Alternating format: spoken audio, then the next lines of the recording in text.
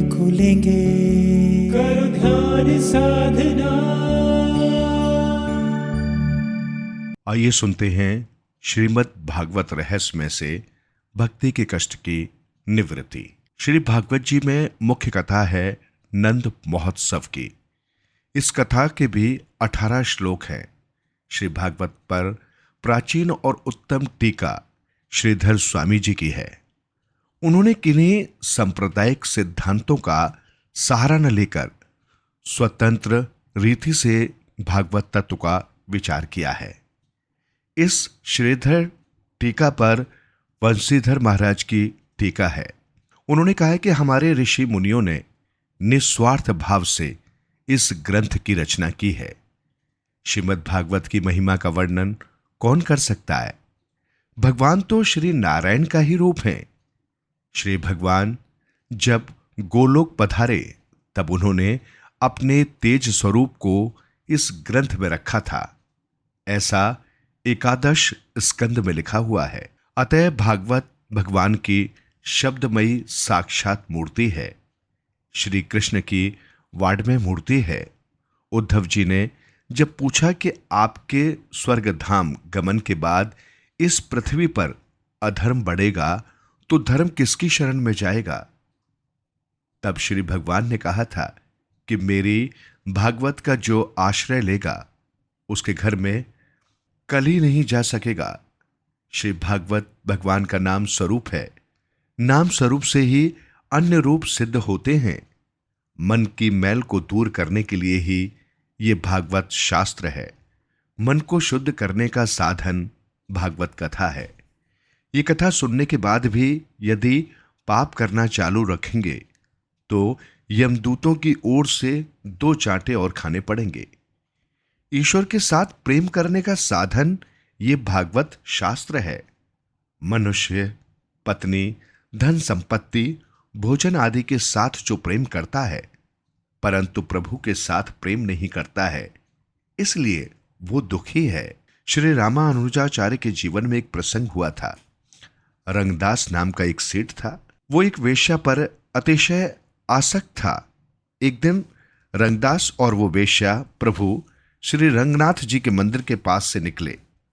श्रीमंत सेठ रंगदास वेश्या के सिर पर छाता पकड़े हुए जा रहे थे। ठीक उसी समय श्री रामानुजाचार्य जी मंदिर से बाहर निकले। उन्होंने ये दृश्य देखा। ये भी ईश्वर के ही जीव है। यदि ये भी ईश्वर से मिल जाए तो उनका भी उद्धार हो जाए, ऐसा सोचकर वे उनसे मिलने गए।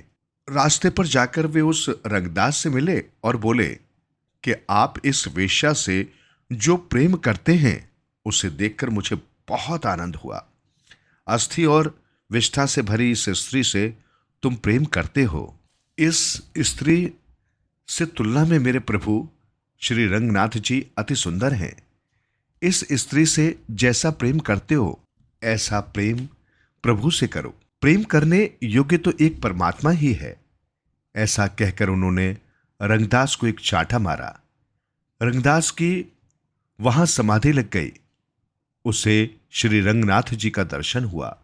उस दिन के बाद रंगदास ने किसी स्त्री से प्रेम नहीं किया। मनुष्य अपना प्रेम पात्र हर क्षण बदलता रहता है परंतु कहीं भी इसे संतोष और शांति नहीं मिलती है।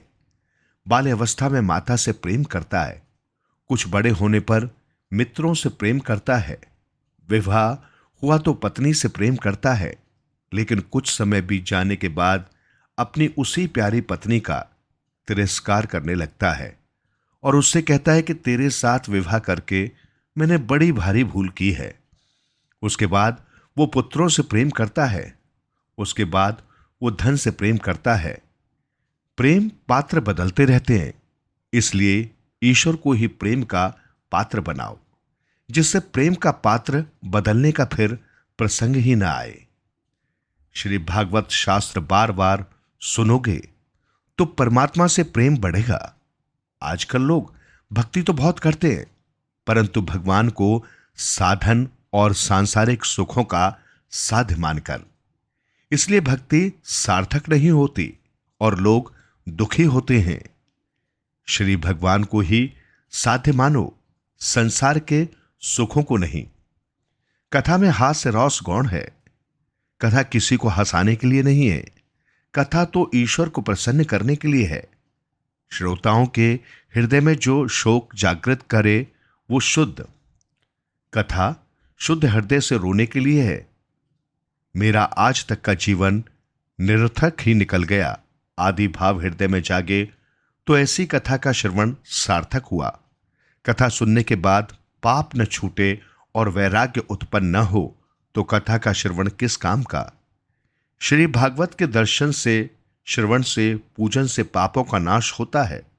श्रीमद् भागवत के श्रवण मात्र से ही सद्गति मिलती है। कथा श्रवण का लाभ आत्मदेव ब्राह्मण का चरित्र कहकर बतलाया गया है।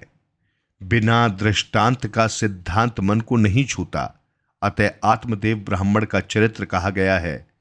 कथा केवल रूपक नहीं है, कथा की लीला सच्ची है और उसमें कहा गया है अध्यात्म सिद्धांत भी सत्य है।